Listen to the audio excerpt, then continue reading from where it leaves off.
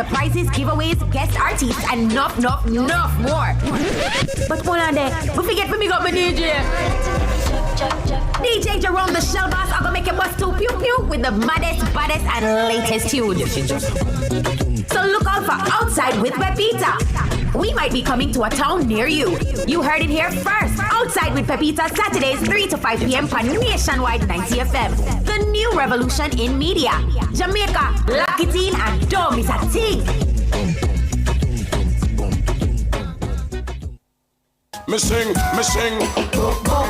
every pressure on no more. You illiterate and foolish, you might on a cook. And you not gonna get no work, and your teeth like a puss. Send me granny with a purse, I eat you off the joke. If I see them, I hold your red and big tonight. You puke, me look and say, every pressure on no more. If you not no education, people treat you like a book. Turn you in a handyman, dog, food you have to cook. Them no want no candy man, no Barbican, no brook.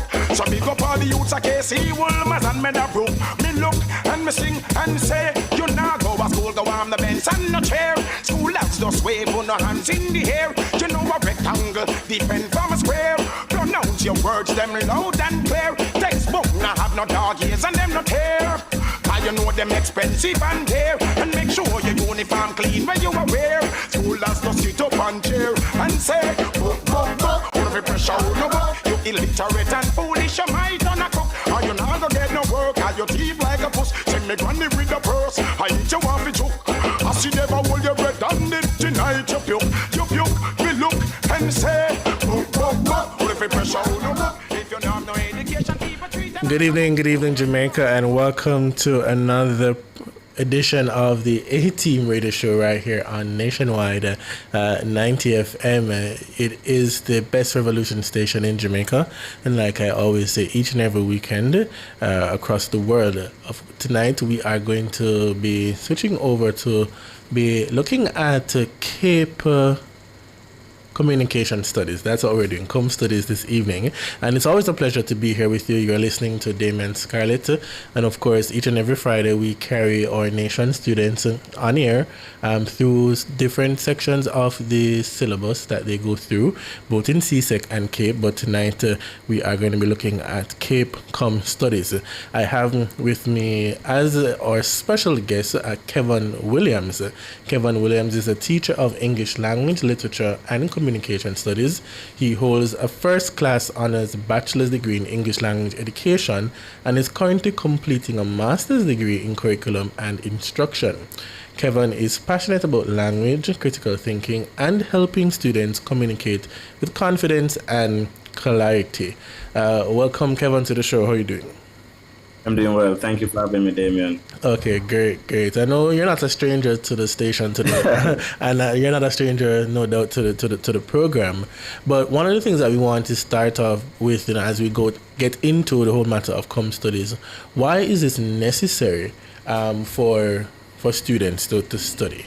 I know at the CSEC level we do the introduction to English language and literature, but why do we need Comm Studies? The thing is, let me start off by saying good evening to all our listeners, and thanks again for having me, Damien. Yes.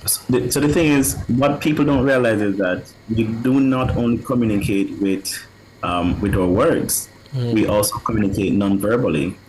And many of my students actually ask the same question: why do we do Comm Studies? Why is it compulsory? Right. The thing is, compulsory is necessary because it helps to build effective communication skills. We need to develop good communication skills so we can express our ideas clearly, confidently, and also express our ideas in appropriate situations. It helps to develop public speaking skills. It helps us in interviews, meetings, and even in our everyday conversations. Right.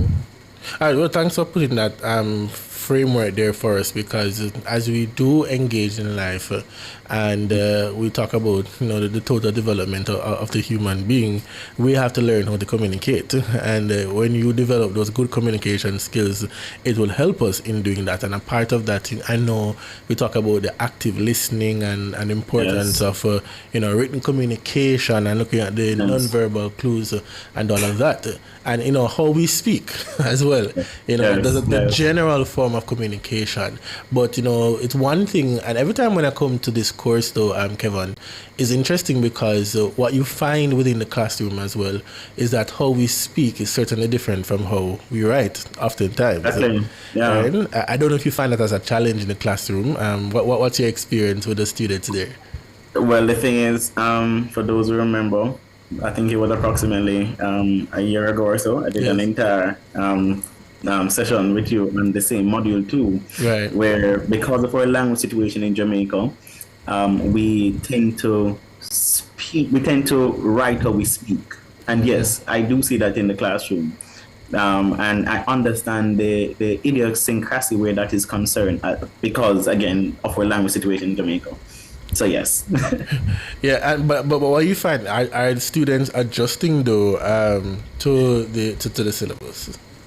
Yes, they are adjusting when they become exposed to the content and they understand where we're going with this. It's not just to necessarily get a ace cape from studies, but also to understand that we need to know how to write appropriately, and we need to know how to speak based on our setting. Right. Based on that and all of that. So yes. I like how you put that in terms of based on the setting, because in some settings that you are, the standard English must take precedence most of the time. Compared to our Jamaican dialect there.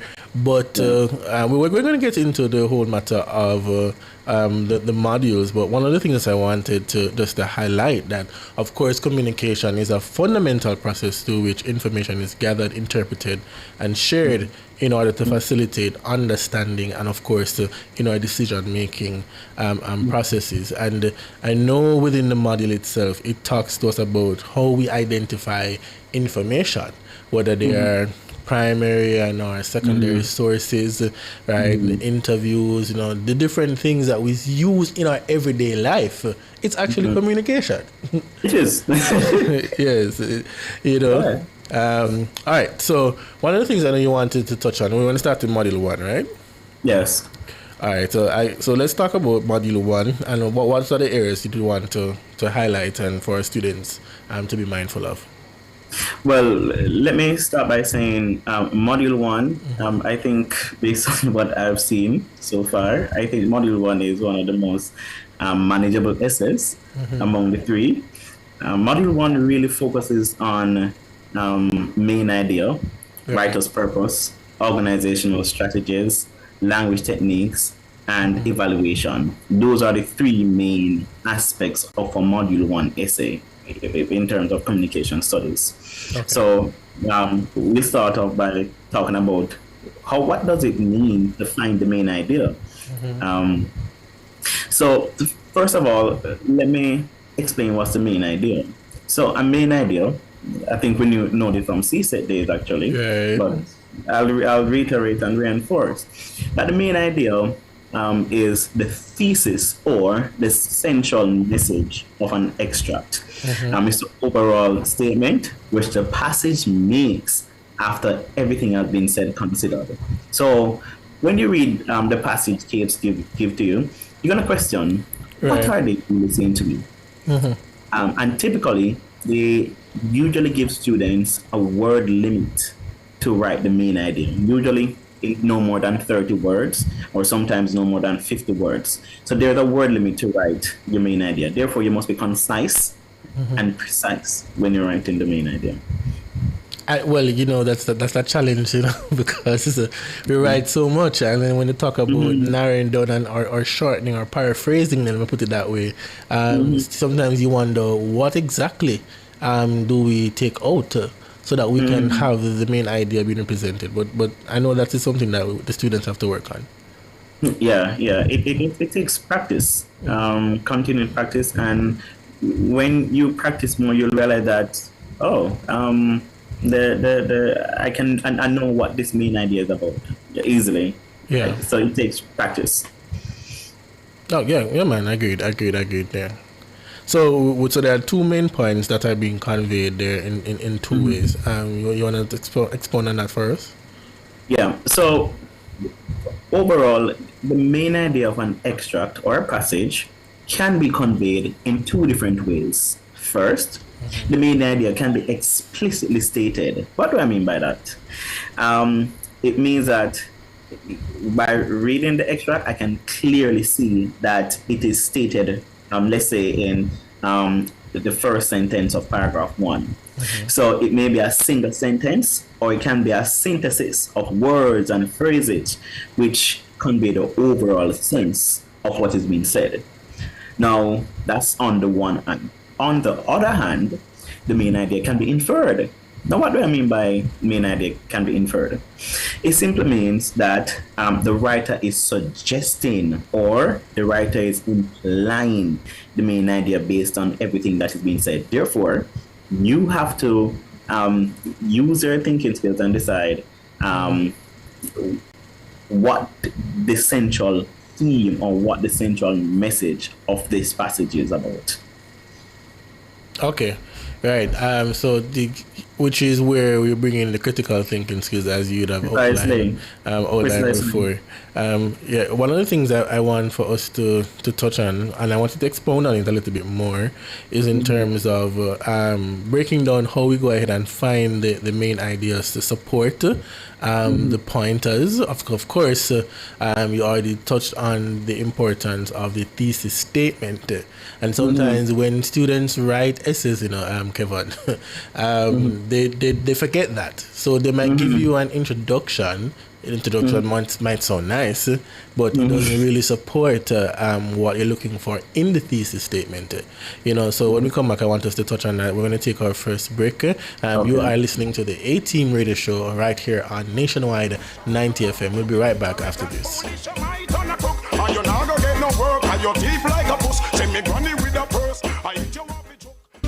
For a limited time, Home International Limited is offering a special price on select Korean colors. You can't miss this. Choose Korean for your kitchen or bathroom countertops. Korean is durable, beautiful, and long-lasting. Solid right through and no sealing necessary. Visit us at 104 Constant Spring Road or telephone 876-755-1970 or 276-6448. Open Mondays to Fridays, 8:30 a.m. to 4:30 p.m. and Saturdays, 9 a.m. to 1 p.m. In times of loss, sharing information matters. Nationwide 90 FM offers professional obituary announcements, ensuring family, friends, and communities are informed with care and dignity. It's been a long day. Obituaries are aired weekdays at 8:30 a.m., 12:30 p.m., and 7:30 p.m. When it's important to reach people, let us help you do so respectfully. Contact our sales team today, 876-630-1210 or sales@nationwidenewsnetwork.com for more information. Nationwide 90 FM, informing Jamaica with care.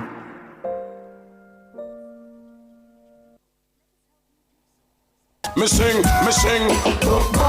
Every pressure who know you're illiterate and foolish, you might on a cook. And you now go get no work, and your teeth like a puss. Send me granny with a purse, I eat you off the joke. If I see them, I hold your red and big tonight.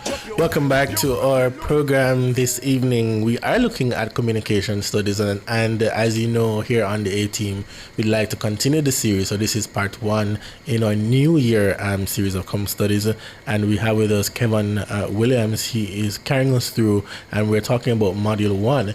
Just before the break, I mentioned this whole matter of the thesis statement and how we identify that, because we know that the thesis statement is crucial in writing because it provides the clarity, the direction, and the roadmap for both the writer and the reader. And I think sometimes when we write, we tend to forget that people will also read it, right, Kev? Yes. Writing is let me say, very crucial part of our life, Written writing, it's different from oral communication because of there are many different complexities where that is concerned. But yeah, you're correct. Well, these days I'm saying, and I've been evaluating though, Kevin, which is easier, mathematics or English, because when you look at some of the rules, I'm going to be biased. Which one would you say though? I'm going to be biased English. And say English. Wow. But let's come back to that point there about the finding the main idea. Okay, but continue. Yeah. So what I'm essentially saying is that after you read the extract they give you in your in module 1, paper 2, I'm talking about specifically, I want you to ask yourself, what's the main point of this passage? And after asking yourself, if you search through the passage or the extract and you notice it's hard to find, perhaps it's an inferred main idea.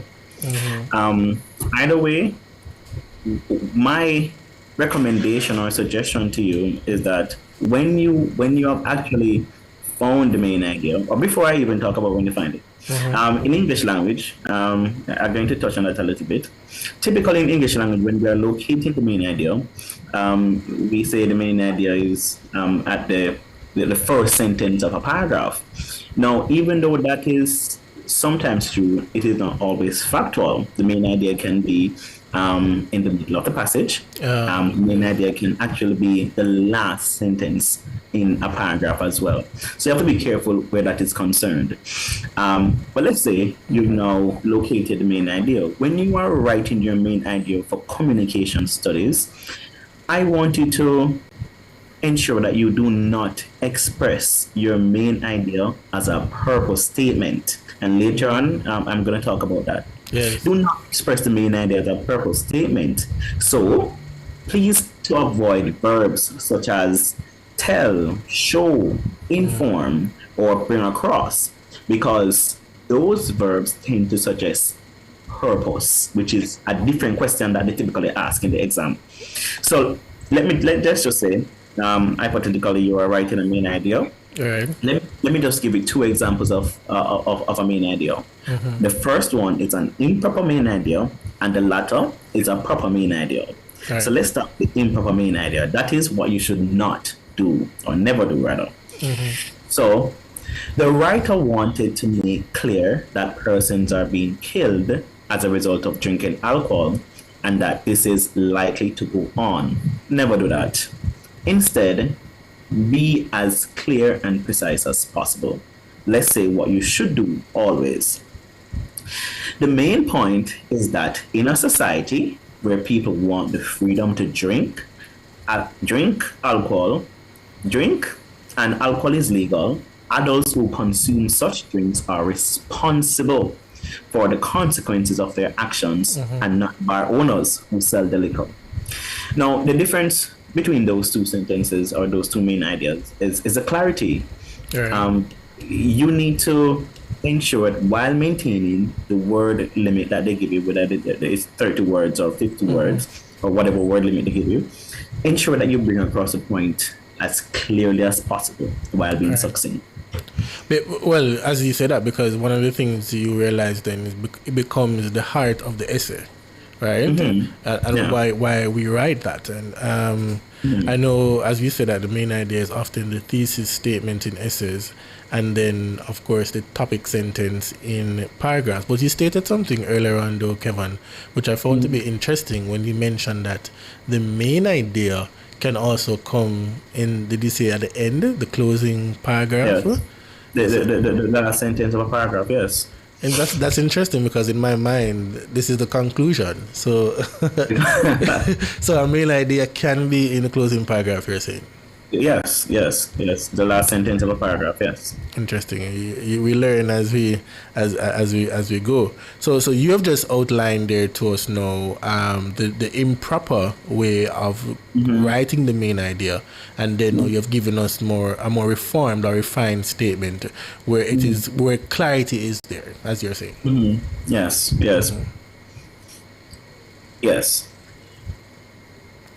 Yeah, man. So in terms then, so those would cover the main idea, but then you also touch on the fact that purpose Right. We now need to move into the purpose in terms of why we write what we're writing. But there's also a technique in doing that. So let's talk about that in terms of the three main purposes. Then Yes. you started to highlight it. Yes, a little. So to elucidate on that, Damien. So Cape sometimes ask you, as I said a while ago, about main idea, or they'll ask you about the writer's purpose, and that's usually for the first two questions. And sometimes they'll ask you both. All right.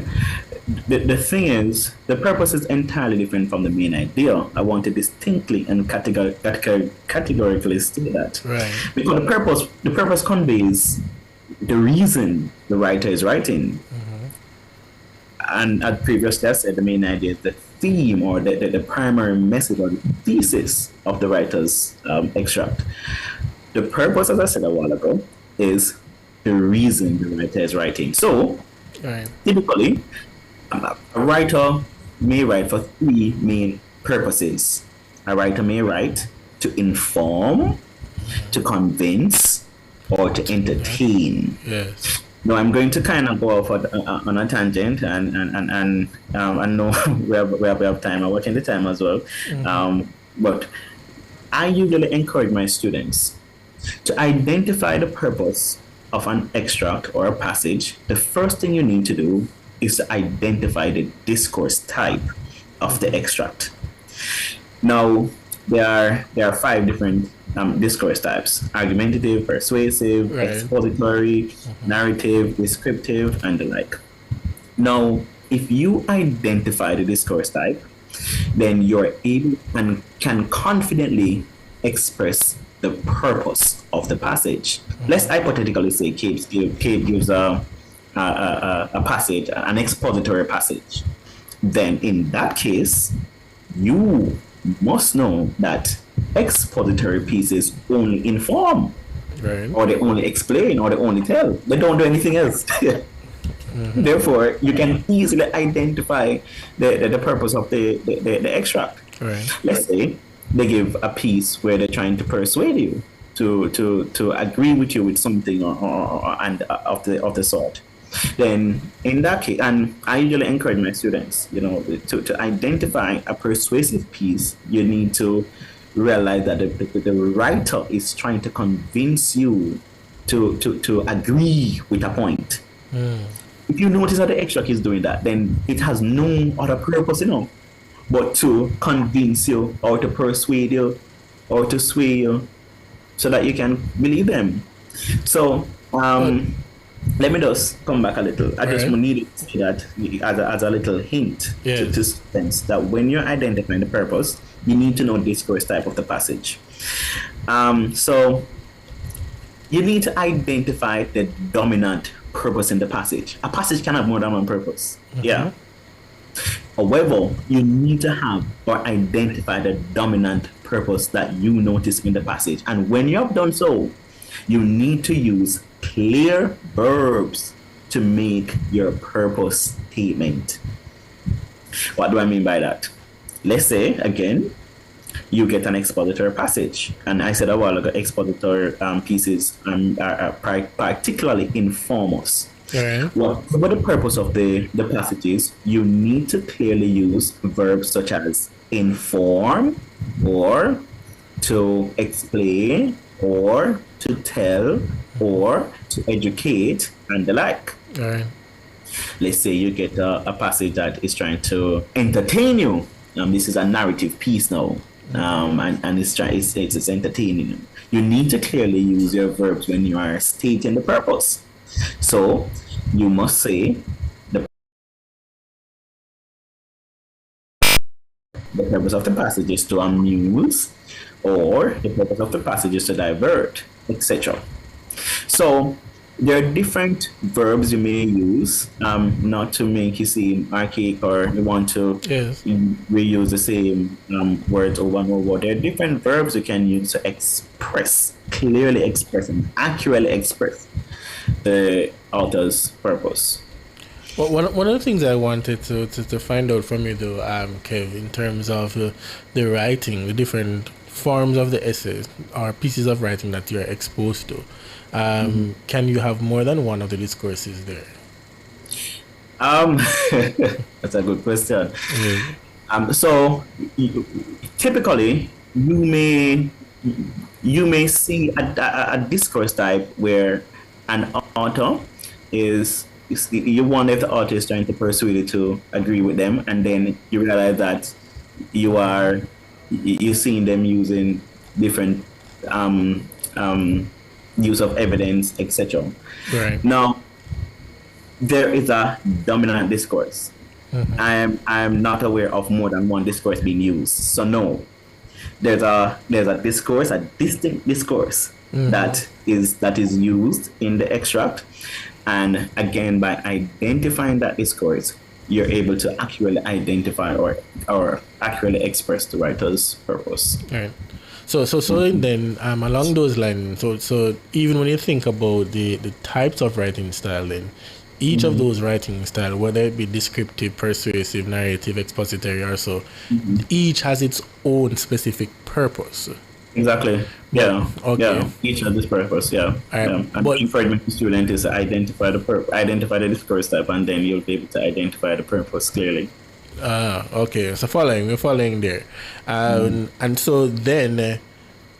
For students to be able to know the difference in terms of the writing style, to look at if a piece is expository or descriptive, would you say then that they would need to be doing more reading or getting familiar with things that are happening around in current affairs, so that when they take up a piece of text that they can say, well, okay, this is clearly something that is expository, this is descriptive, narrative, right? Yeah. And the thing is, Damian, I just the other day I was talking to my students about the same thing. The different I'm going to and this is kind of pushing me now into the other thing I actually want to talk about. Right. That is organizational strategies, and yes. later on I'm going to talk about language techniques. Now, there are in most cases distinct characteristics of an exposition, and there are distinct characteristics of a narrative, and distinct characteristics, let me call them elements rather, distinct elements of a argumentative piece. Now, I don't want to go ahead of myself. Let me just go back and explain what are organizational strategies. Right. So, organizational strategies refer to how the information is organized and presented in the discourse that we have. So, the information can be organized in the form of cause and effect, definition, the use of the listing numbers, use of contrast, even the use of heading and subheadings, the use of short paragraphs, the use of examples and anecdotes and illustrations. Yeah. Now, if since we have time, I can go as far as say that there are some organizational strategies that are unique to some discourse type. Let me just take maybe a few minutes to highlight. But before we get into the organizational strategies, because we don't want the listeners and the viewers to miss this, so let's just take our break, and when we come back, we jump right into those strategies. This is the A-Team Radio Show. We'll be right back after this. And you now go get no work, and your teeth like a puss. Send me granny with a purse, I eat you off a joke. If I see them, I hold your red and big tonight. You puke, me look and say, if you pressure you up, if you're not no education, people treat you like a book. Turn you in a handy man, dog, food you have to cook. Them no one no candy man, no Barbie can no brook. So big up all the youths, I can't see Wolmers and men a brook. Me look and me sing and say, you now go. Make an impact on your career. Earn real money. Get 3 to 4 local and international certification in practical nursing and early childhood education with free CXC or CAPE subjects in 6 to 12 months at Distinction College, located at 26 Hagley Park Road, Kingston, 6 Nugent Street, Spanish Town, and Ocho Rios. Earn global certificates in 3 months in geriatric nursing, phlebotomy, childcare. We have the lowest school fees around. Classes begin very soon. Call us 356-4167. Oh God, once again. Sunday is a day for reflection and praise. So start it with Lutheran Ministries in Jamaica. God, we know you're gonna bless us. Listen to Nationwide 90 FM every Sunday morning at 8:30 a.m. for the Lutheran Hour. Brought to you by the Lutheran Ministries Jamaica, located at 33 Courtney Walsh Drive in Kingston. That's the Lutheran Hour, Sundays at 8:30 a.m. on Nationwide 90 FM. The new revolution in media. Visit or contact the Jamaican Lutheran Hour at 33 Courtney Walsh Drive, Kingston 10. WhatsApp or call 876-348-9085. Find us on Facebook at Jamaica Lutheran Hour or email lutheranh@gmail.com. Me sing, every pressure no more. You illiterate and foolish, you might on a cook. And you now go get no work, and your teeth like a puss. Welcome back to our show. We are focusing on communication studies this evening, and just before the break, Kevin was talking to us about the importance of organizational strategies. Of course, in Module 1, we talk about the importance of gathering and processing the information, right? And so this is now where we talk about how we arrange and the sequence and the structure of the ideas within the discourse, right? So that we can achieve the purpose, the author's purpose for his or her writing. And I want to set the foundation and get it straight. So let's talk about the strategies now, Kev. Yes, Damon. So a while ago I was explaining that there's some discourse types that have distinct organizational strategies. So let's first of all talk about the narrative discourse. We know that narrative is story writing or story overall. Now we notice that a particular element of a narrative is that a narrative may have flashback, a narrative may have flash forward, and a narrative may have foreshadowing.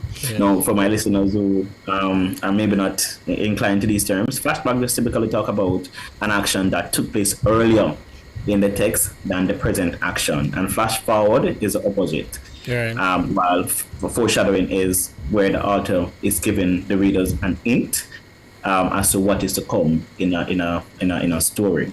Now, that is those strategies, organizational strategies.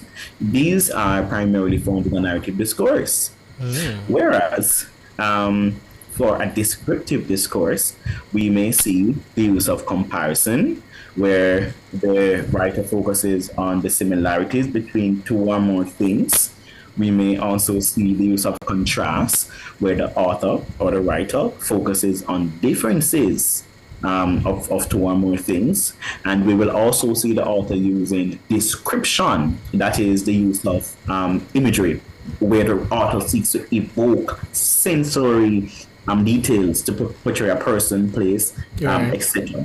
And there are different types of images just to appeal toward different senses sense of sight, touch, taste, feeling, etc.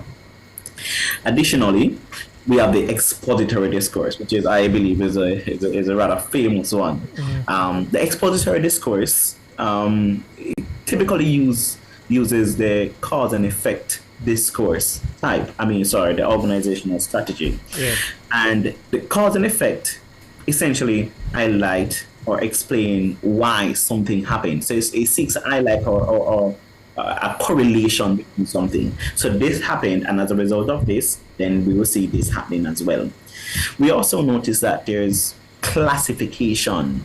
What I mean by classification, we see groupings of things based on shared characteristics. That is also noted in the expository discourse. And we also have comparison contrast, where they highlight similarities and differences between and among two or more things.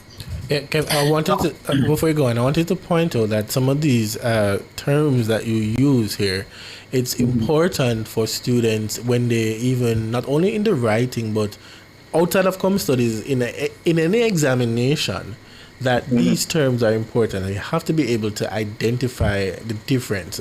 As you said there, the cause and the effect, right? The compare and the contrast, right? Those are things that it sounds simple, but if you don't have an understanding of what it is that the examiner is also asking, you can be led down a different path. So I just wanted to just mention that here. Yeah, and that is significant what you said a while ago, Damien, because what CAPE is testing for is not I'm going to kind of go in my teaching background or teaching side. Yes. CAPE is really assessing the higher level of the Bloom's taxonomy, the application and the creation and the analysis. So what students need to realize is that it's one thing to be able to retain the information, but you also need to be able to apply the knowledge. And it's the application aspect that need to see students demonstrating. So yes, you can identify the cause and effect in the exposition, or you know what is cause and effect, but are you able to demonstrate that you know it by applying it to this context that they're giving you now? Yeah. So yeah, very significant what you just stated. Yeah. Well, I think you're continuing with the... Yeah, I was continuing. So the other discourse is the argumentative discourse. And guess what? We have argumentative and we have persuasive. Right. And later on, I'm going to distinguish the two because many people sometimes think, but aren't they the same thing? Yeah. There's a nuance. There's a nuance. Let me highlight that. There's a nuance between the two. So let me just state the nuance before I go into it. As it relates to argumentative discourse, it seeks to highlight or posit a point with the use of evidence, the use of logos, that is factual details, and you don't have to agree with them. They're not forcing you to agree with them. They're just stating their points with the use of evidence or the use of logos, use of logic. Now, and sometimes they may have a counter argument, right? On the other hand, a persuasive piece, they have a stance. What I mean by a stance, they are going to agree with something or they're going to disagree with something. And by stating the stance, they also want their readers to agree with them or to disagree with whatever has been said. Argumentative is not necessarily the same. Also, persuasive, they use pathos, they use ethos. Pathos talks about the use of emotive language, and ethos talks about the use of credible sources to bring across your point. Argumentative doesn't really use that. Argumentative does use that. Argumentative use logos primarily, and it is they're just conveying factual details, right? So let me go into it now. So the argumentative discourse really highlights the use of counter arguments. That is, it allows for the opposite perspective, and then it provides an objection to that perspective. Argumentative also has refutation. And that is, it identifies weaknesses in an argument, and then it provides reasons why these arguments are flawed. It also provides just juxtaposition. Now, juxtaposition is also a literature term. That's a Comm Studies. I make sure the two of them, right? So juxtaposition is where we place two contrasting things side by side to highlight the differences. So in an argumentative discourse, you'll realize that the two arguments that they're talking about will be placed together, and they're going to show you why their argument is the most dominant and coherent and believable argument. And finally, well, I was gonna just say that something that came to mind as I listened to you speaking there, especially within the argumentative essay, is the claim or the assertion about truth being backed by reasoning and evidence. Yes. So even if it is that you're reading a piece of work that's done and you're trying to identify if it is persuasive or argumentative, I think one of the fundamental things there that you have to understand or to find is that what based heavily on evidence. Yes. Right? Because remember that we do use reasoning as a means or as a process to understand the argument. You know, so again, for the students there, that analytical and the critical thinking skills become necessary at that point. Yes. And you'll notice that in the piece, if you're contending whether it's persuasive or argumentative, find out, do they want me to agree with them? What's their stance? Question yourself and ask yourself these things. Right. Really. Right. And then also that as you in doing that, you might be seeing something there and you're reading and well they're portraying argumentative. Doesn't necessarily mean that you have to agree with the author's position. No, you don't have to. Right, but you can appreciate the position, but don't have to. You can appreciate it without the position. Right. I think you had one more of the nuance. Yeah, and yes, and finally, I'm going to talk about the persuasive discourse. Now, some organizational strategies that we may find in the persuasive discourse include counter arguments, and I just stated counter argument a while ago for argumentative as well. The use of evidence. Yes, persuasive use evidence as well. The use of emotive language, the use of cause and effect. I'm sorry, not emotive language. Use of cause and effect. Right. The use of illustrations and examples. Use of examples and illustrations are also organizational strategies. Yes, and the use of repetition. Those are some organizational strategies that are distinct to the persuasive discourse. Yeah, all right. Thanks for that. It's funny as you mentioned the repetition, because as much as it's one of the strategies there, sometimes in looking at essays, you might be writing something and for lack of a better term, you're repeating. You might be you just find that you're saying the same thing possibly in a different way. Right, which takes away really from what you could do more with the essay. Because I find that when I look at essays that students write, they say there's a difference between having repetitive statements within the essay compared to like expounding on a point that you have already made. And I think students struggle with that at times. But we're gonna wrap on our final break here. But we'll just take the break, and when we come back, I'll leave you to just to wrap up the other strategies. And I don't know if we'll be able to touch language tonight, but let's see what happens when we come back from this break. Soon come.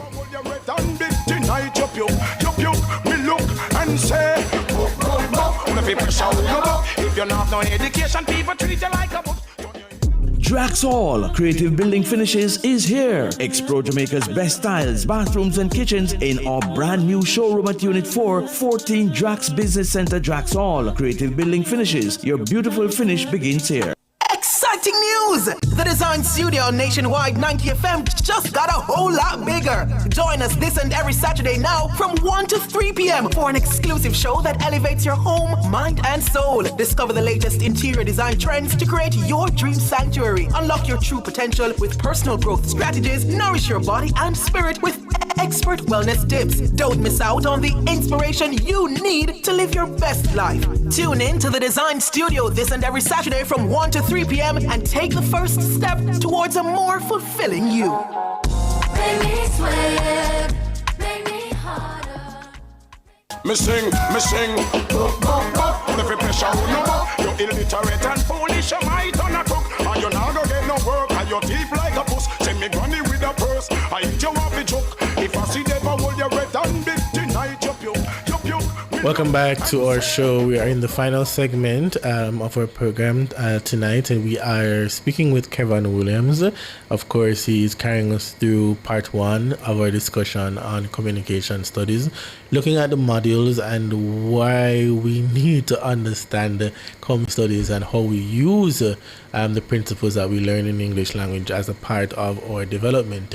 We were talking about the organization strategies that we use. We look at the different types of the discourse, and I don't know which other part you want to touch on now, Kev, before we move on to, if we can touch language, but let's see where we are now. Yeah. So I'm simply just to finish up with the organizational strategies. I want to inform our students that it is when you're writing your organizational strategies, it is not enough to simply name the organizational strategy. Do not only do that. You must tell how the organizational strategy helps the writer to convey their message and achieve their purpose. Please bear that in mind. So let me just read an example to you. So you may state, the writer includes a definition of prohibition to explain the concept to readers who might be unfamiliar with it and to establish the context or background of alcohol use in the United States.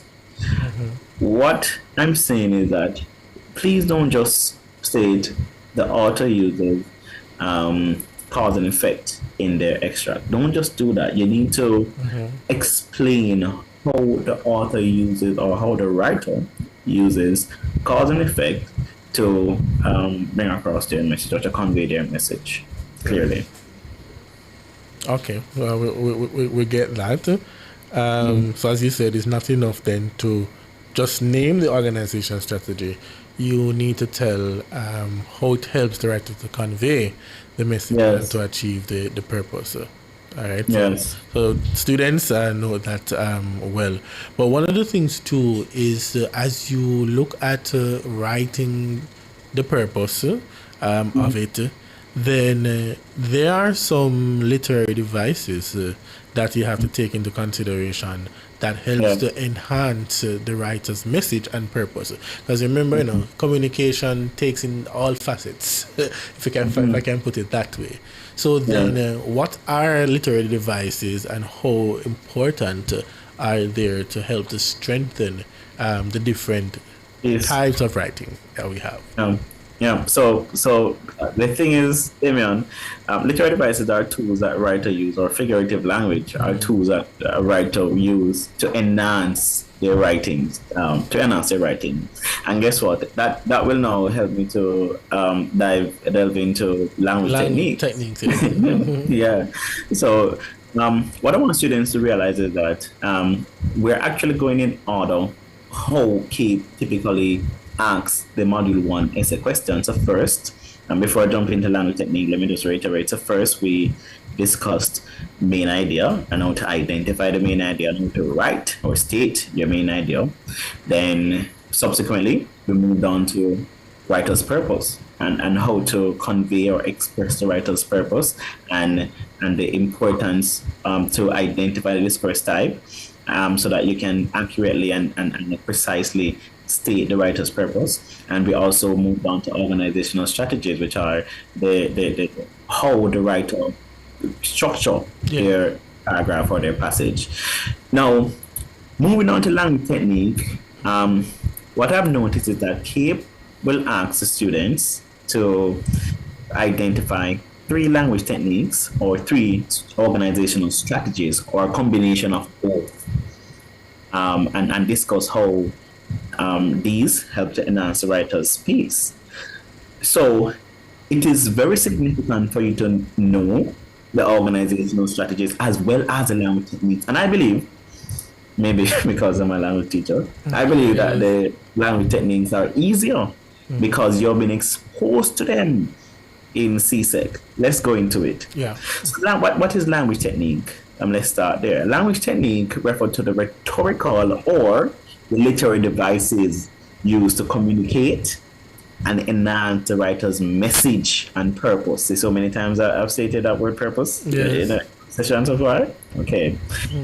Now, a writer, the language technique may include the use of symbolism, the use of metaphor, the use of simile, the use of allusion. And bear in mind that there are different types of allusion. Don't just say allusion, but you need to clearly tell me what type of allusion, whether it is a mythological allusion, whether it's a biblical allusion, whether it's a literary allusion, whether it's historical allusion, and the like.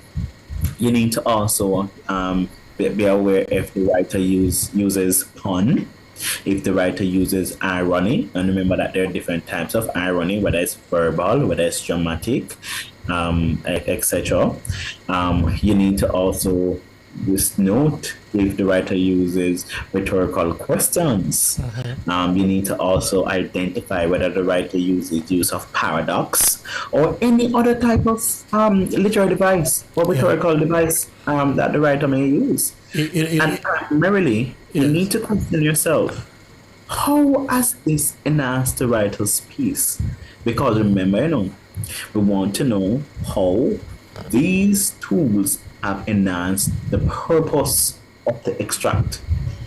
Well, it's interesting that you are building this framework for us and outlining it, because as you talk about the rhetorical or the literary devices within the technique of language, is that when we were younger, and those students who are in primary and prep school, being exposed to some of these terms, you look at the metaphor, the simile, and the personification, and all of that, is that while we learn them at that younger age, is that as you go through the education cycle from primary to secondary to tertiary, now you get a more wholesome understanding of why these things were being taught at the primary level in the very first place.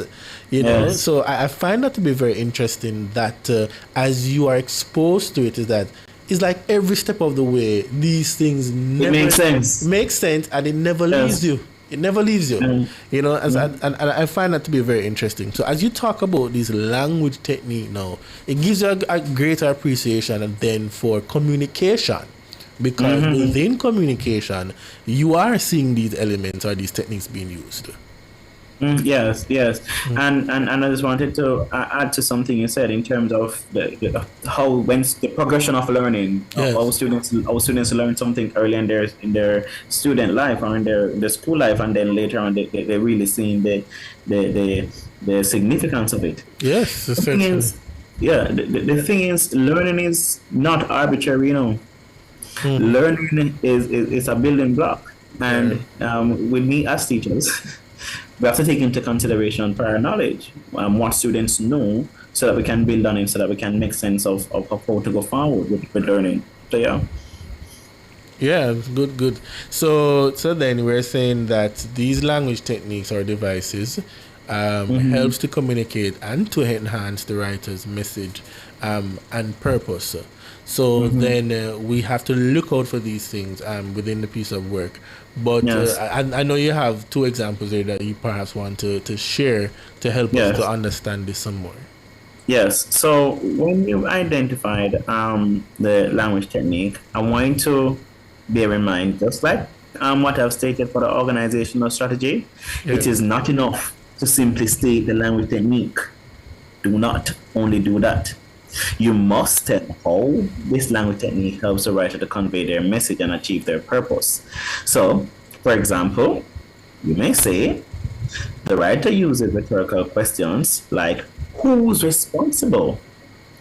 To cause readers to pause and reflect on the extent to which drinkers are to be blamed for the ill effects of drinking alcohol.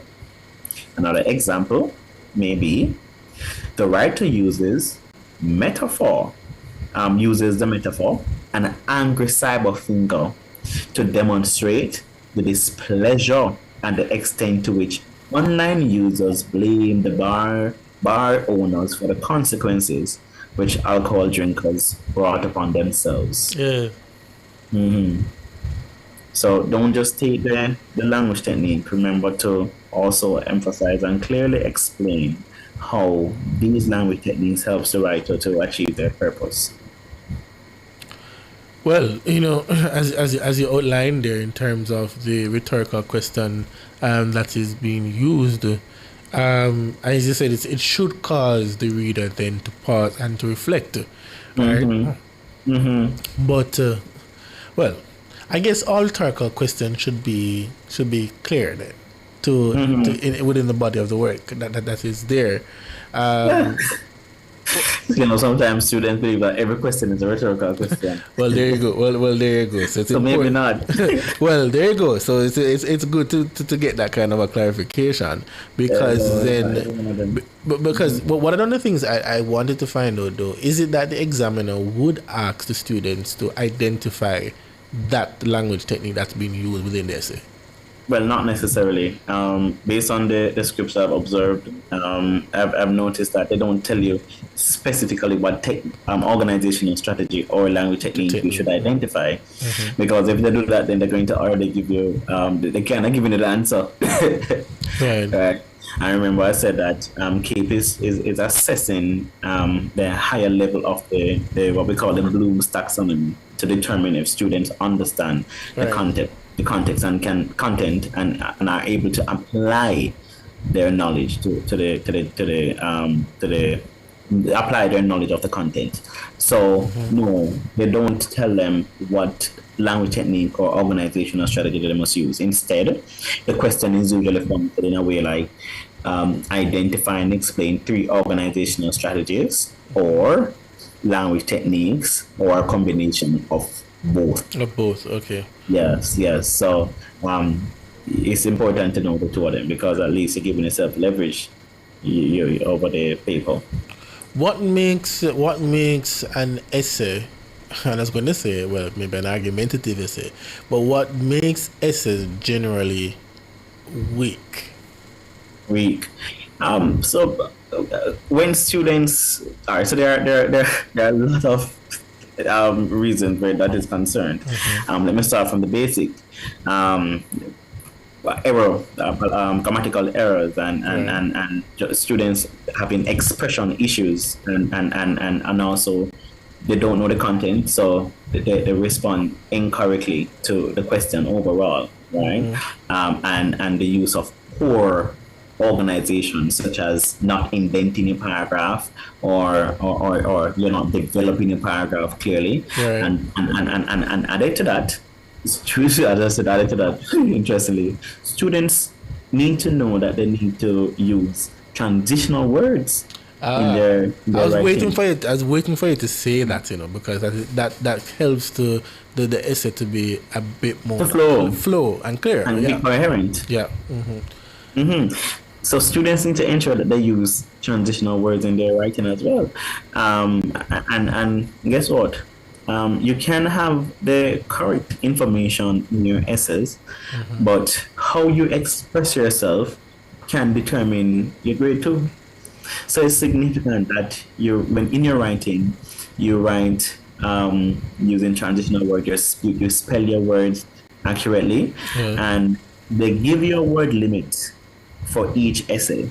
Do not exceed the word limit. All right, they're going to be that in mind. Do not exceed the word limit. Sometimes they give you 500 words. I think for module 1, yes, 500 words at times. Try not to exceed the word limit as well. And I said, in terms of a poor essay and what that looks like, there are different complexities, right? Yeah, certainly, which we might not have all the time this evening. But I know some of the basic ones, and you'd have alluded to that at the beginning of the show. Always talk about like the topic sentence, for example. You don't want to have a too broad of a topic or a thesis statement, then, and then you have to also try and avoid a poorly formulated thesis. So you don't want anything that is going to be poor and doesn't come off as clear and as how you'd want it, or pronounced as how you want it to be, and you don't want something that is also too broad for the person to follow. So those are some of the things that I remember. And of course then we talk about the conclusion, right? You have to have a good conclusion so that people are able to follow what it is that you have been writing. We know that this is part 1 of the conversation, Kev, as you know, we're really out of time.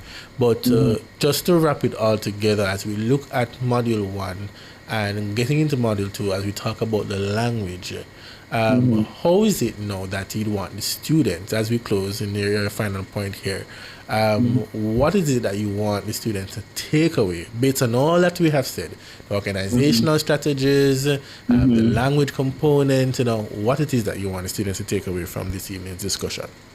Yeah, primarily what I want our students to take away from this discussion is that it's very significant for you to,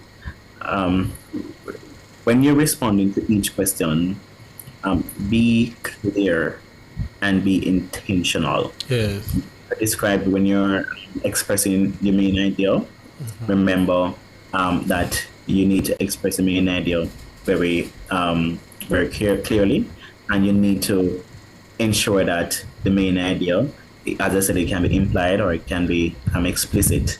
Ensure that it is the accurate main idea. Ask yourself, what is this passage about? Yes. When writing the purpose of the piece, ensure, and this is also primary to Damien, when you're writing the purpose of the piece, ensure that you use the accurate verb to describe what the piece is doing. That's right. Ask yourself, what is this discourse type?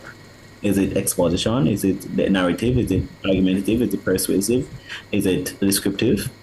And after you've determined that, then you know that if it's, let's say, an exposition, you know that this piece, the purpose is to inform the readers about whatever the piece is saying. Right. And finally, you need to know the organizational strategies and language techniques. And hopefully, God's willing, next week I'm going to touch on evaluating sources, because that's the final question that they typically ask students about. But please, know the organizational strategies, know the language techniques, and I'm going to take for granted that you know them already because you did C6 English A, and some of you did English B, which I think is an advantage as well. But know them so that you can have an advantage when it's time for you to describe explain the language techniques and organizational strategies. All right, thank you so much.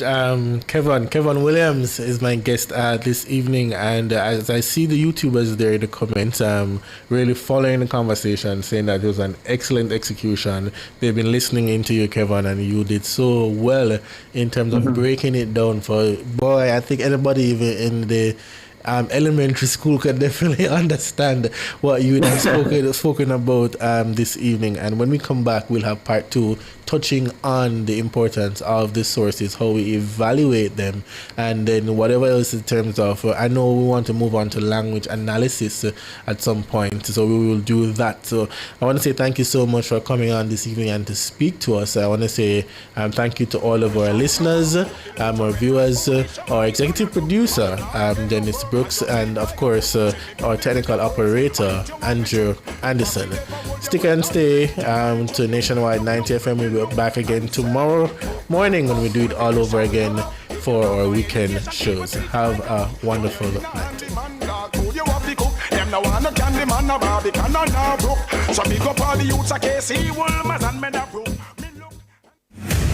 The news cycle doesn't end on